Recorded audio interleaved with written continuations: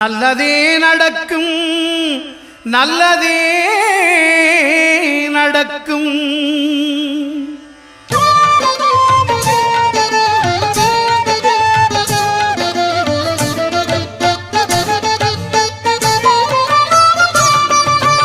ஒன்பது கோளும் ஒன்றாய் காண அங்கு கற்பகம் என்னும் கடவுளின் மெய்யில் ஒன்பது கோளும் ஒன்றாய் காண அங்கு கற்பகம் என்னும் கடவுளின் மெய்யில் சூரியன் முதலாய் 9 கிரகமும் பலவித குணங்களை கொண்டிருக்கும். எங்கள் கற்பக தருவில் அவை வரும்போது ஒன்றாய் சேர்ந்து பலனளிக்கும்.